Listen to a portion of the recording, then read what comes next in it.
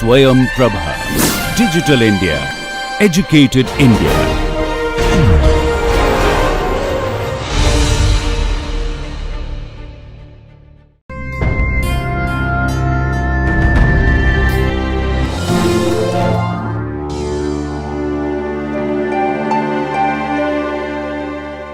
Hello everyone, welcome back to Fundamentals of Nano and Quantum Photonics. So in the last lecture, we looked at electromagnetic waves, more specifically plane waves.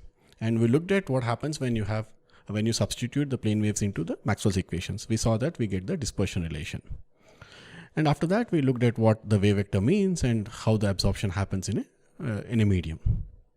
So in this lecture, we want to go forward from there. So we'll specifically talk about what are known as propagating and evanescent waves. So let's get started. So first of all, let us look at a plane wave. We've already considered plane waves. So plane waves are electromagnetic waves wherein in the direction perpendicular to the in the plane perpendicular to the direction of propagation, the phase is constant.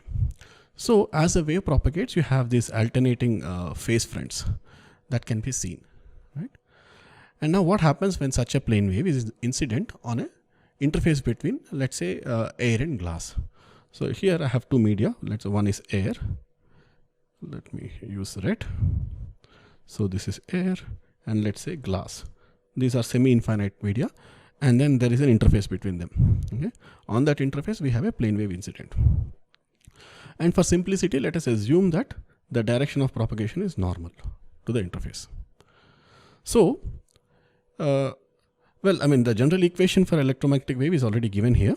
And more specifically, if I consider an axis here, or rather, let me put an axis here, x and y. So it's propagating in the y direction, downwards. Okay. So in the air medium, where the refractive index is 1, we can define a wave vector k0. Let me use red for that. k0 equal to 2 pi by lambda naught, where lambda naught is a wave vector in air or free space. So now what will be the wave vector in the second medium, that is glass? So to understand that, we have to go back to the dispersion relation. So we already know that for the case of air, omega is c k0. Okay. Now when you go into the second medium from air, when the electromagnetic wave goes into the second medium, what happens to the wave vector in the second medium? We've already considered the solution of electromagnetic waves, right? So we said that in air, vacuum, you have the particular wave equation, and when you come to this, let's say any other refractive index, the speed reduces, the speed of the electromagnetic wave reduces. So what would happen is, let's say instead of c0, now my speed will become cn. Okay. So it might be tempting, when you look at the dispersion relation, we see that omega is ck0 or ck. So it might be tempting for us to say that the wave vector in the second medium also remains k0. And so this should lead to omega, which is omega, let's say in the medium, let's say omega g, which is this. Okay. Because after all, the dispersion relation tells you that omega is linearly proportional to k, right? So, but the problem with this approach is that omega, actually, this is in fact wrong. We can't do this. The reason for that is omega frequency, right, is a property of the source. So I have an electromagnetic wave generated by, let's say, some source. There is a certain oscillation of the field. And just because that wave is incident on a medium, the frequency cannot change. Okay, the frequency is the same. So what changes?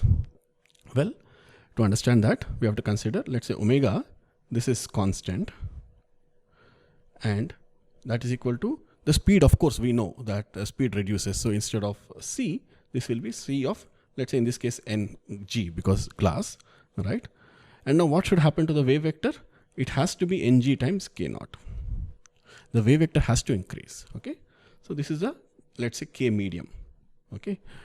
When I have a wave incident on a second medium like this, the wave vector now becomes, the kg becomes, let me again go back to red. So kg is n times k0, or rather n medium times k0, okay, or in this case ng times k0. So what does it mean the wave vector increases? Okay, the wave vector is essentially given by kg 2 pi by lambda in the medium. So when we say that the k vector is increasing, we essentially mean that the wavelength in that particular medium has reduced. And this is what we will also see from the dispersion relation on the left here.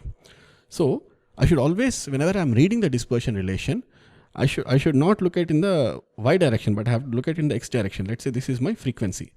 So this is omega equal to constant, some frequency. Okay. When I'm in the first medium, my k is here, right? And when I go to the second medium now, with a refractive index of, let's say, n medium here, this is going to increase. So the k is increasing. As the refractive index changes, the k increases. Okay. This is one of the take home I want you to remember. As n increases, the wave vector in that particular medium increases. Okay. So what? So let us look at it. I mean, this is intuitively what it means, right? The wavelength reduces and the speed reduces. Okay.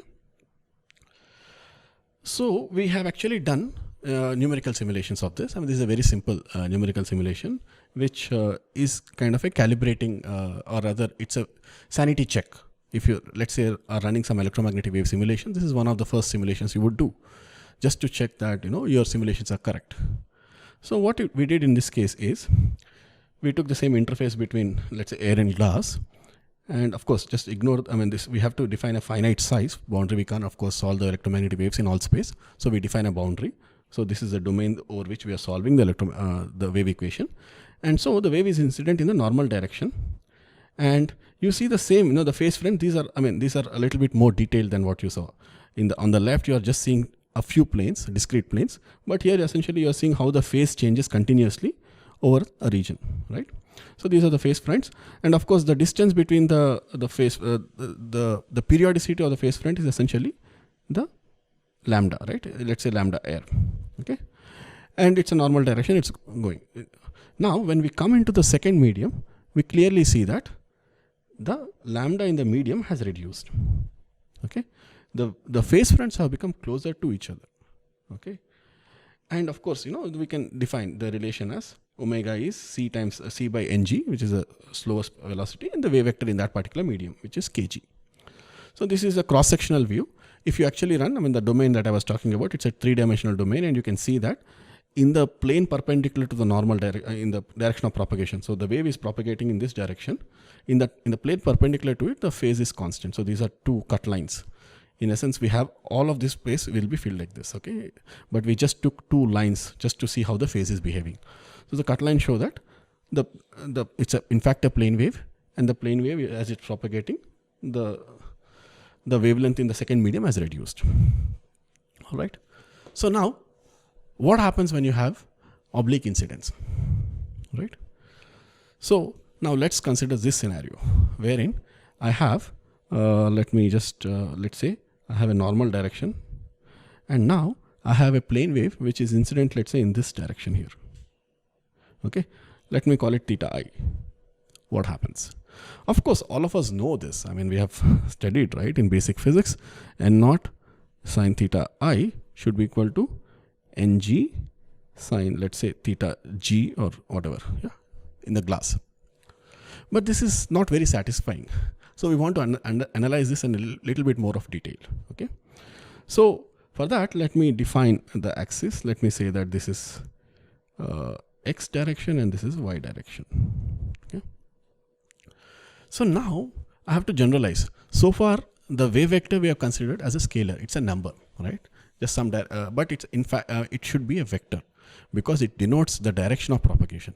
So now, if I have this axis consisting of x and y, what will be my k vector in the first medium?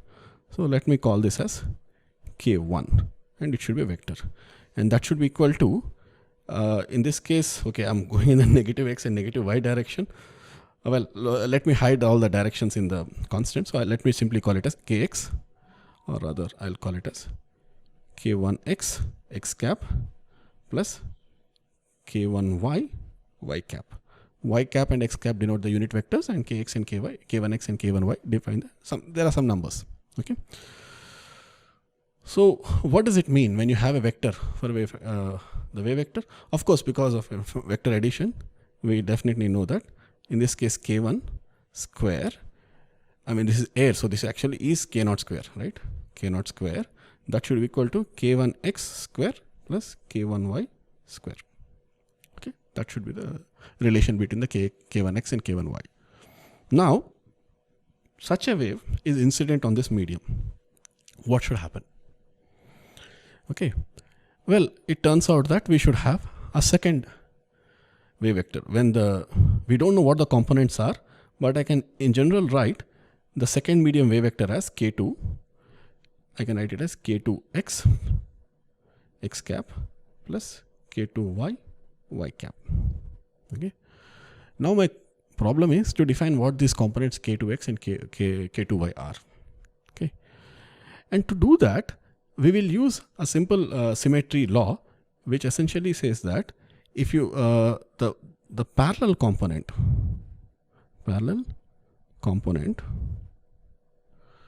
of wave vector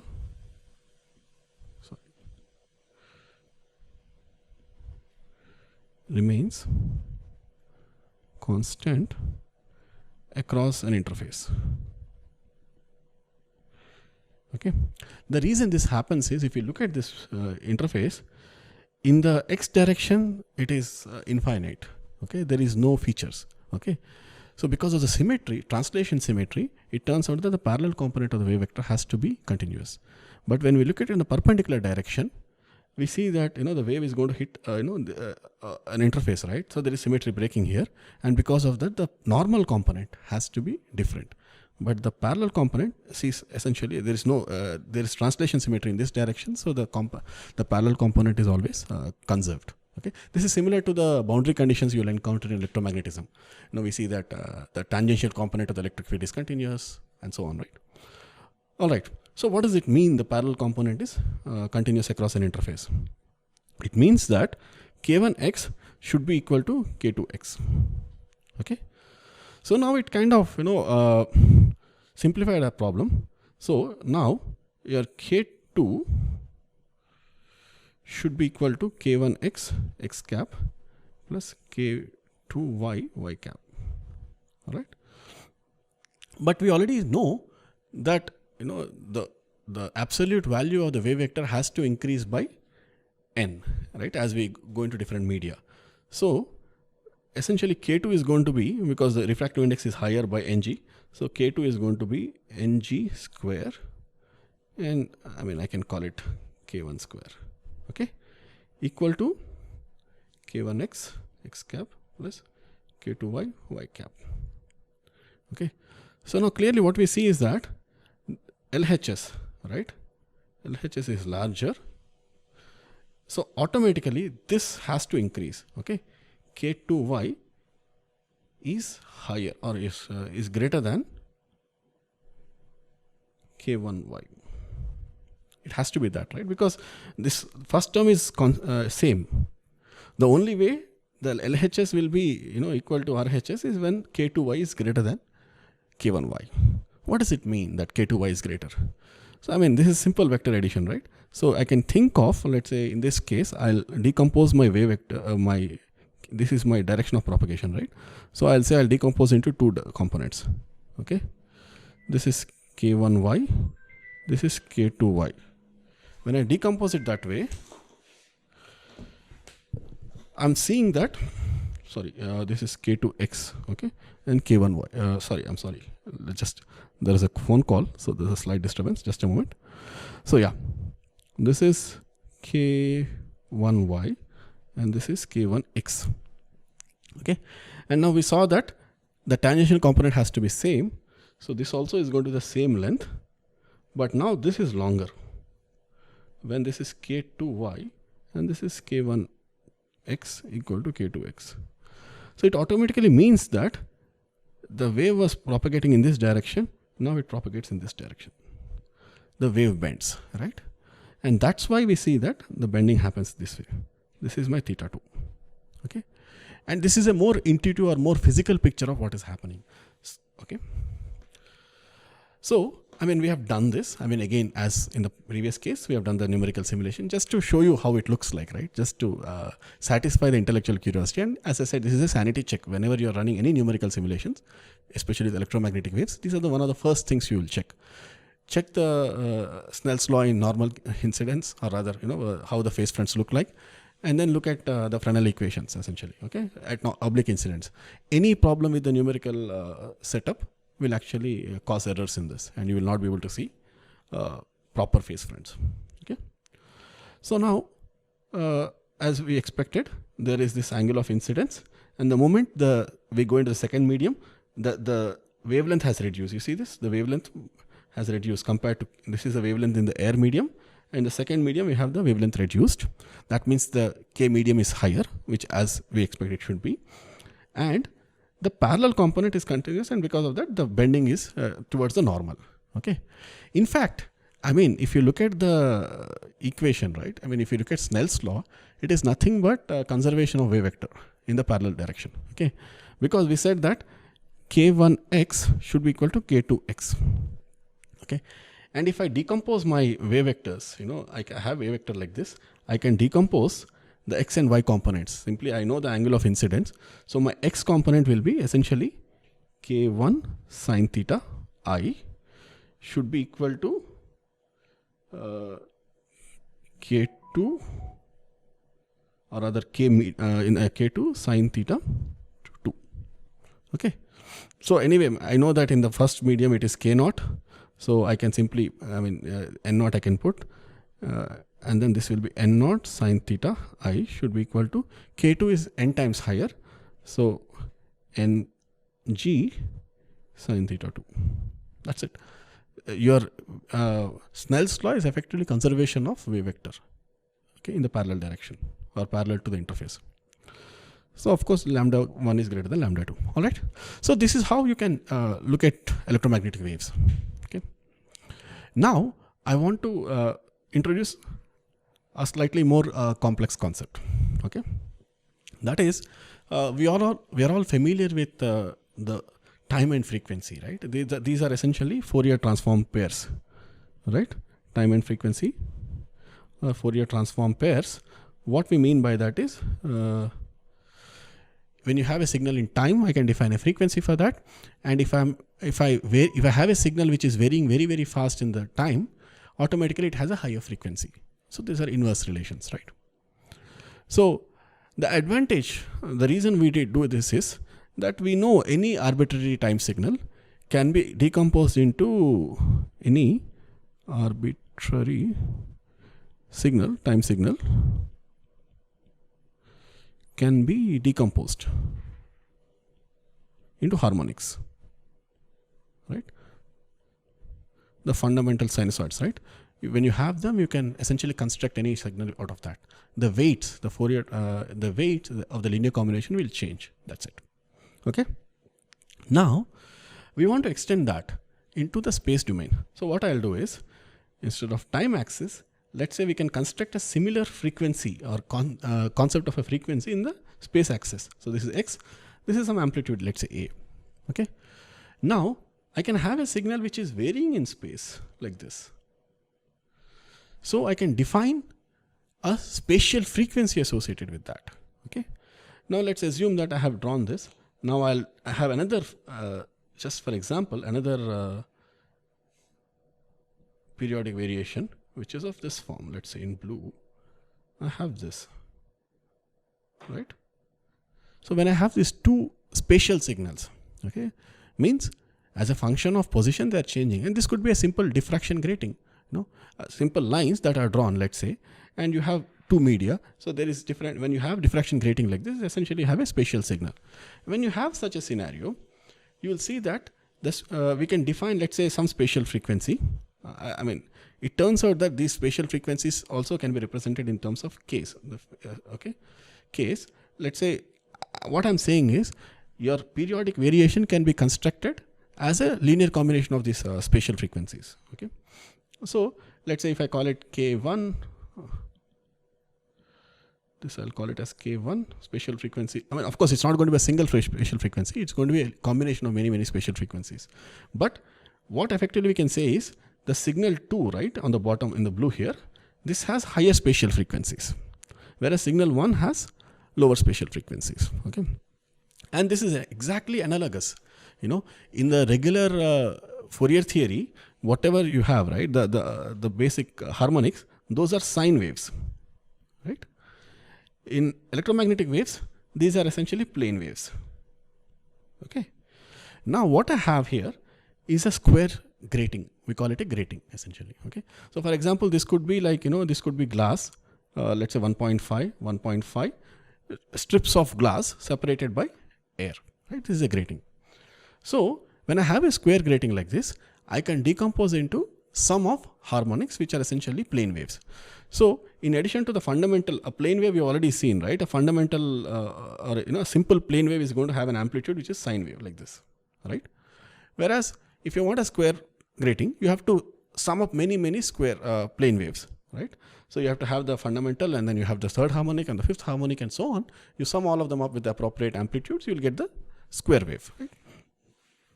So, and this is what is shown here in the pictures.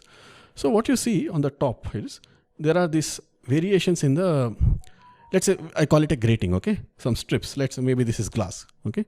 And separated by air, strips of like this. So when you decompose this in terms of spatial frequencies, they turn out to be of this form. What this essentially means, this is a pictorial representation of the spatial frequencies. So you have the fundamental frequency in the center, and there are these harmonics which are actually having smaller amplitude. That's why we are not seeing them. Even if you calculate, let's say the Fourier transform of a square wave in time, you'll see that the first one has certain amplitude, then the amplitude reduces as to go to higher and higher harmonics. And that is what this picture shows you, that you have a central harmonic, fundamental, and then harmonics which are having smaller and smaller amplitudes.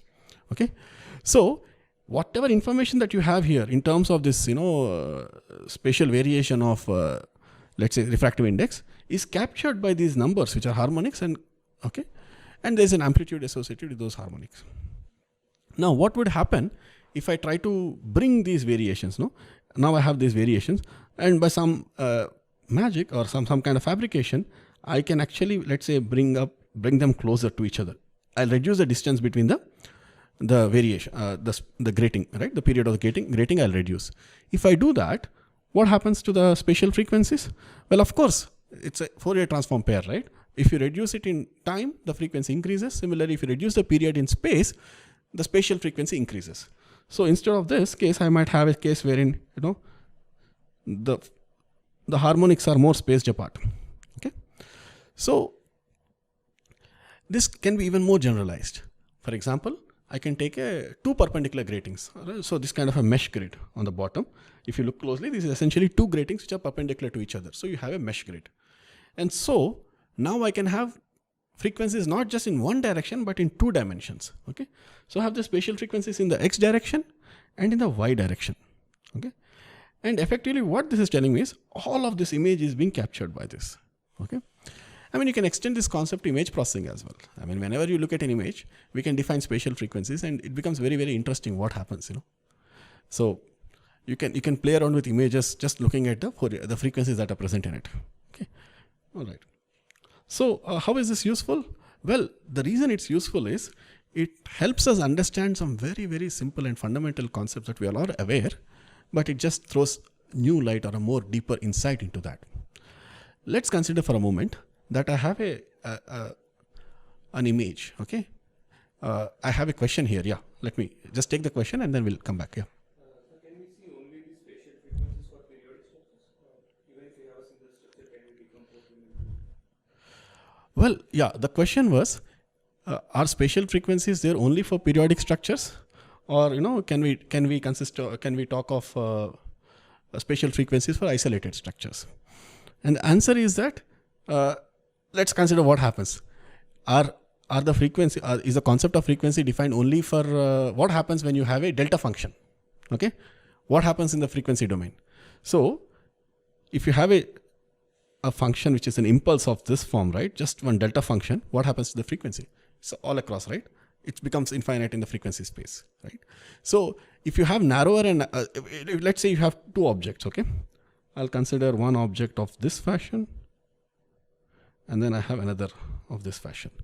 I can definitely, the Fourier theory assures me that I will be able to find the harmonics, which will help me decompose this into there is no reason why an isolated pattern is separate.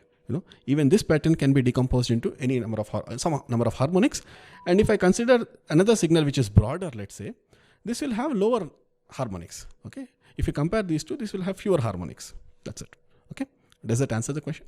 Yeah. All right. How do we see these frequencies?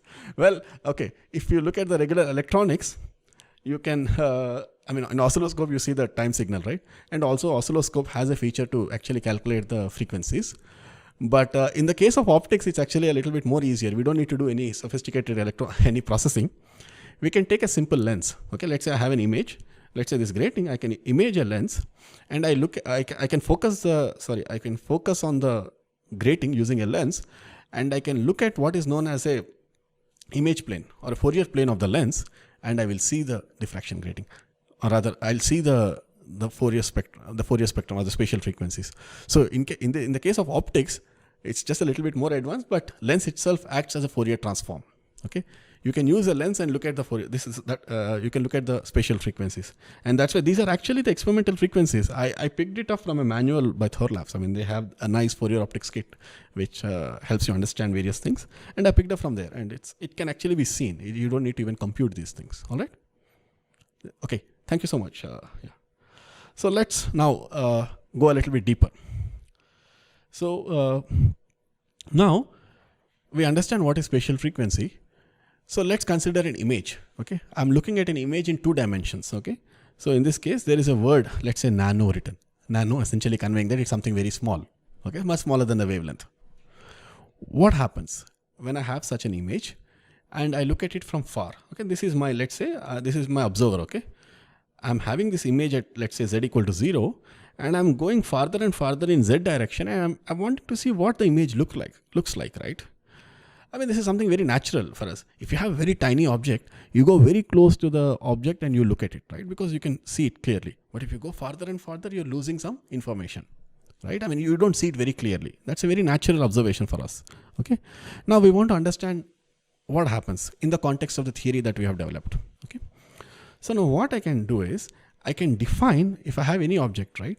We already said I can define spatial frequencies. It need not be, as the question was there before, right? Does it have to be any periodic functions? No, it did not be. Any random image, right? I can define spatial frequencies in that.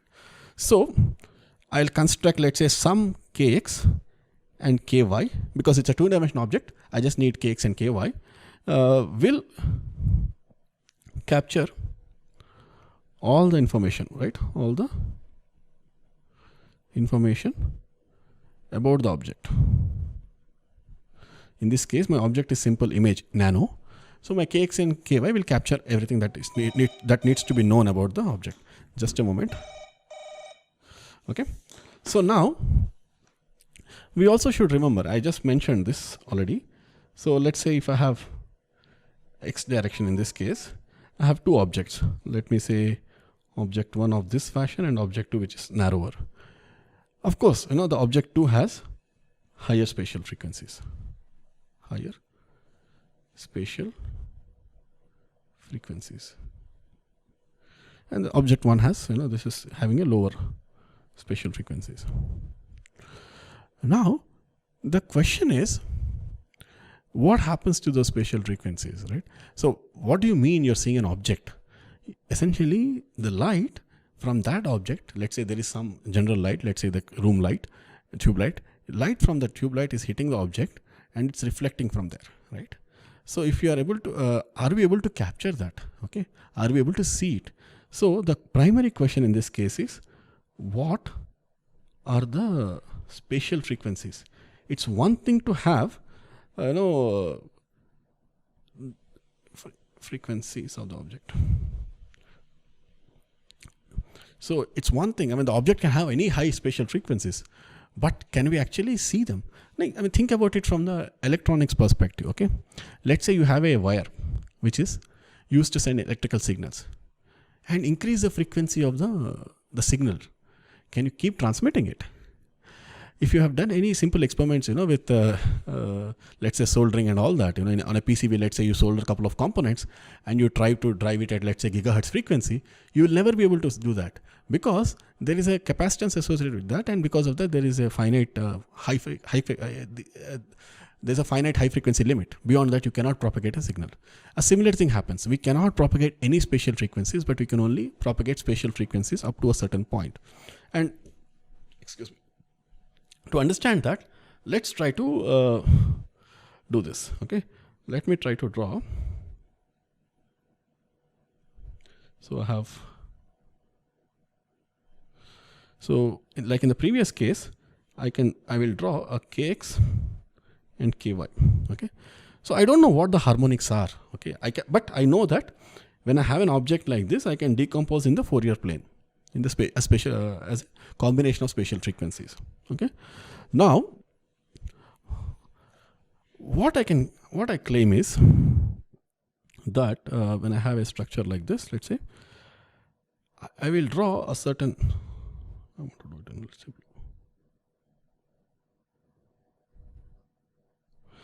let's say I will move it. Okay. So what I'll say is, let's say I have a medium, let's say with a wave vector k0. Okay, I can define, I've already said that this is a vector addition, right? k0 square equal to kx square plus ky square plus kz square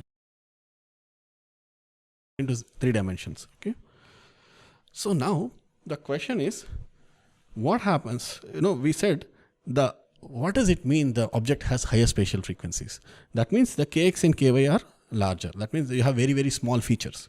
Okay, when you have small features, what happens when kx square plus ky square is greater than, let's say, k0 square? What do you think will happen? Okay, well, from the relation we can say that kz square is equal to or rather kz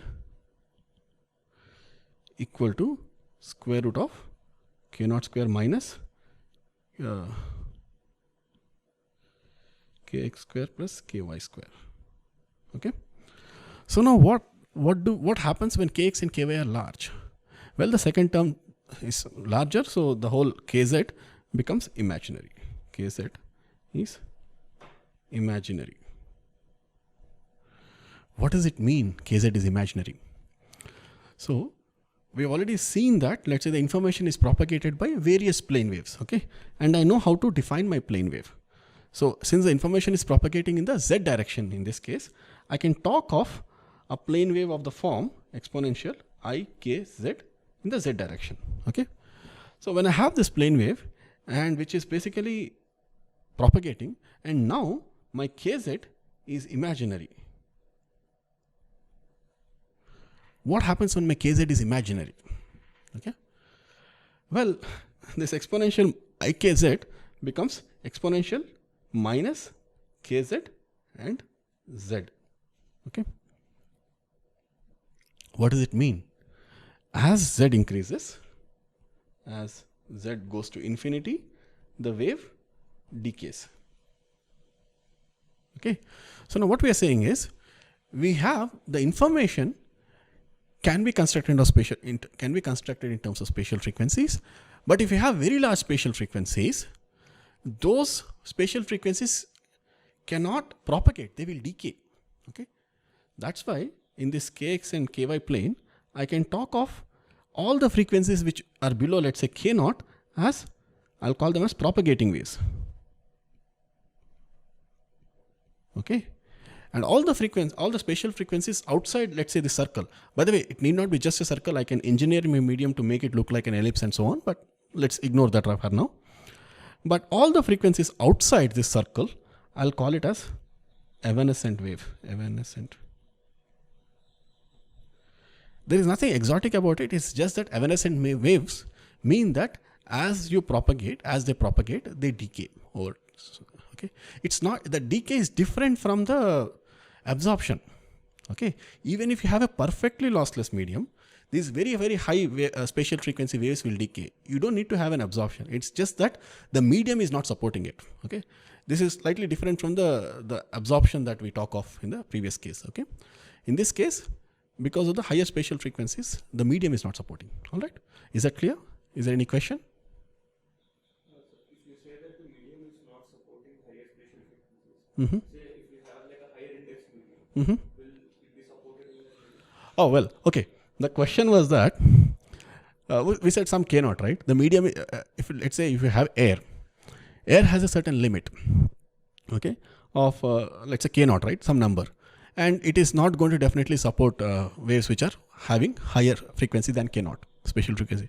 Now the question was, can we consider a medium with a different refractive index so that the K naught is different? Well, of course you can. Okay. So instead of this, I can draw one more circle. Let's say, let me do it in, okay, red. I'll talk, I mean, the circle is not going to look perfect, but okay. I can define another structure which is, okay, I'm centered around this. So now, if I have a medium with, let's say, this is second medium, n medium is greater than, let's say, n naught, 1, right? If you have such a medium, yes, definitely it will support. I mean, if some of you have, are used to swimming, if you go underwater, actually things look more clearer. The reason is, water has a higher refractive index. Its refractive index is 1.33 compared to air. So when you go into water, you see things clearer. Okay, it's yeah. So you see, these things are everywhere around us, but sometimes we don't notice them. But that's the beauty of science. As you go deeper and deeper, things make sense. I mean, we initially learn them as some sort of laws, but then there is a reason why those things have to be that way. Okay, and if you keep looking at that and keep asking questions for everything around us, we will definitely understand the fundamental ideas in a very, very deep fashion. All right. So now, so just I mean, a better answer to the question. So I told you how it is qualitatively, but this is a quantitative answer. Okay. I've taken this book this image from a book by Hohenester. You can see the reference here. So what he did was, he took this image, Nano, right, in the previous case, and constructed the spatial frequencies in that. And we already said, I mean, this is what we effectively said, right? This is Kx and Ky, Kx, and this is Ky. Okay. You have the spatial frequencies. And these spots are essentially those harmonics that are, expected to be there in that object. Okay. These are actually calculated numerically and all that. So now, when you take this object, and let's say, I mean, I'm now defining this circle K naught as some arbitrary number. Okay. Well, I mean, if I take it as, let's say, 5. Okay. Right now, you see, you take that and you reconstruct. Okay. So what is done here is, the object is, let's say, I should write it. So the object is reconstructed from spatial frequencies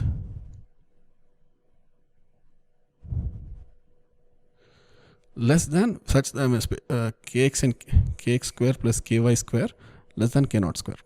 Okay, you consider only those spatial frequencies inside the circle and reconstruct.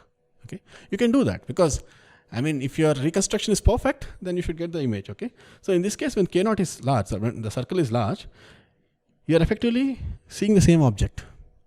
But now I reconstruct with smaller number of k's, I mean lower case. I discard the higher spatial frequencies. Okay, so when I reduce my k naught, what I am doing is discarding higher spatial frequencies. Okay, when I discard my higher spatial frequencies, what I see is progressively the image is getting worse. And what this is also telling you is that the high spatial frequencies, okay, of course this high is always a relative word, okay, relative to wavelength, let's say. Okay, I mean rather, if you have an object which has features that are much, much smaller than the wavelength, it turns out that those are high spatial frequencies. Okay, you can think over it and it'll make sense. Okay, high spatial frequencies define sharp edges. Okay, and low spatial frequencies capture say long distance variations. Okay, long distance in the sense broad strokes, right? Long distance variations. Okay, And this is exactly what you will see in electronics. You take any basic, the first year electrical circuits course, and you take a square wave which is having, very sharp edges, let's say high frequency square wave, and you pass it through a low pass filter. What happens? You will see that the square wave, if depending on what the frequencies you're filtering out, you might even get a sine wave. Okay. That means you are discarding all the higher frequencies, and then you are getting a broad sine wave, right? So, you can do these experiments, and you choose a low pass filter with a different frequency, higher cutoff. You will see it better. Okay. So this is how the spatial frequencies are a very useful idea in understanding nanoscale objects. Okay. So this is a theoretical aspect. Okay. So I hope you are able to capture, you are able to understand the idea. And are there any questions now?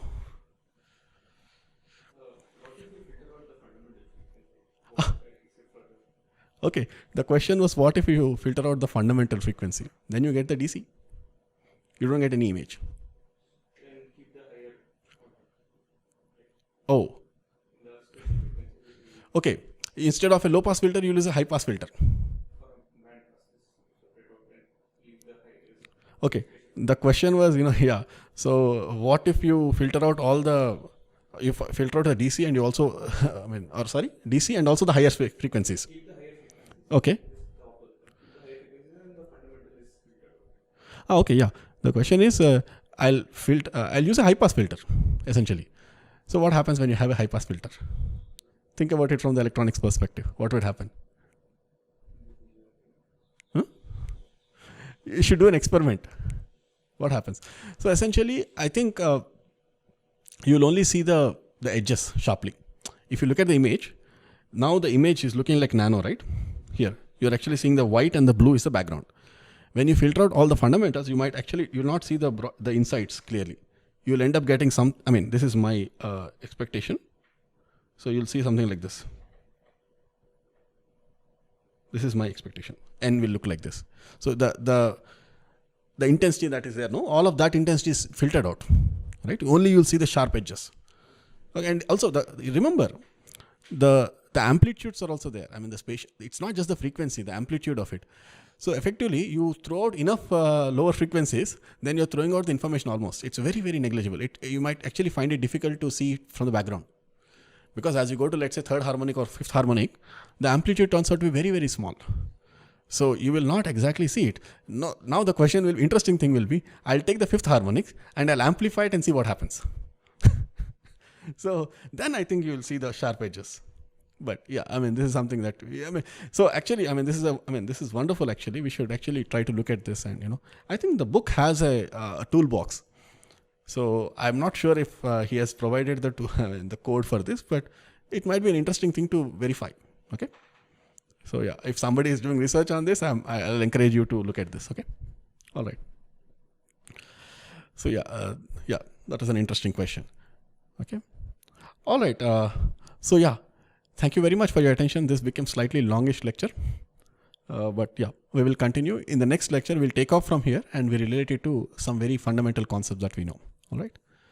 We'll see you in the next lecture. Thank you so much.